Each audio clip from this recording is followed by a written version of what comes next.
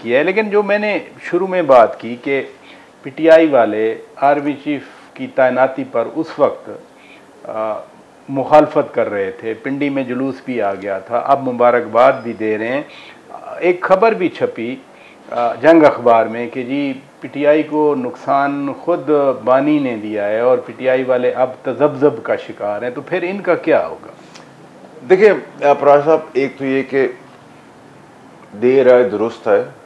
आपको जो लड़ाई लड़नी नहीं थी, मैं 2.5 साल से फ्रेंच में तो बात कर नहीं रहा था, मैं समझा रहा था उन सबको पूरी कौम, पूरे पाकिस्तान की सियासतदानों को समझा रहा था कि वो लड़ाई की जगह नहीं है। ये काबिल भी है बंदा, ये चीफ तगड़ा भी है, ईमानदार भी है, वेल प्लान भी है, एग्जीक्यूशन भी जानता है, माइंड सेट भी है, फर्म भी है, तगड़ा भी अपने डिसीजन में, कपकवाता नहीं है, ठीक है, और साबित भी कर दिया उसको। आपने हर फ्रंट में, तो आपने डेमोक्रेटिक फ्रंट के अंदर निभाया, आप उसकी बदौलत उसको वसीला बनाया अल्लाह ने, वो जमहूरियत चलाने दे रहे, उन्होंने उसको तो मार्शल लॉ मिला था प्लेट के ऊपर।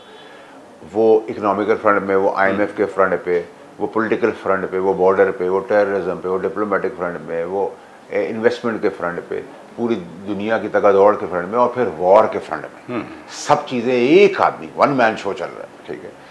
उसको प्यार, इज्जत, मुकाम, ये सब कुछ हो गया, ये सब कुछ हो गया। लेकिन अब फिर पीटीआई का क्या? देखिए मेरी बात सुने, अब ना पीटीआई को ये सवाल करना चाहिए कि हमें एस्टैब्लिशमेंट से बात करनी है, ना गवर्नमेंट को ये बात करनी चाहिए कि हम एस्टैब्लिशमेंट पूछ के बात करेंगे।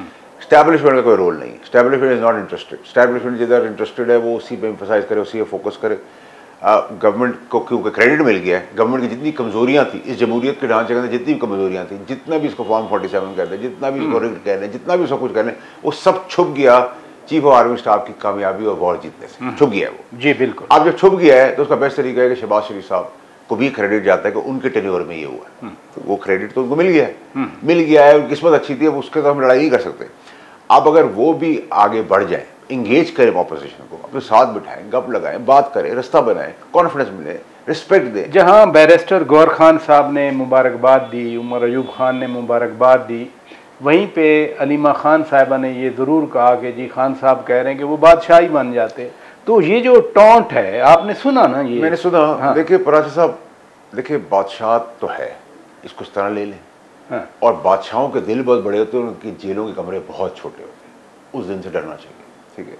अब वो बचकाना और यानी आप क्या कहना चाह रहे हैं? मैं ये कहना चाह रहा हूँ कि अननेसेसरी कन्फ्रंटेशन, टॉन्ट, फजूल बातें ना करें, ये उनके लिए मजीद तकलीफ का बायस बनेगी, मजीद परेशानी का बायस। किस तरह की तकलीफ परेशानी? देखिए परेशानी के बायस है कि आपने एक, जिस वक्त कौम को इस यूनाइटेड होके फौज को ज़रूरत थी, उस वक्त तो आपने फौज के इस सिपहसालार को आने से दुनिया की हर चीज़ कर दी रोकने के लिए।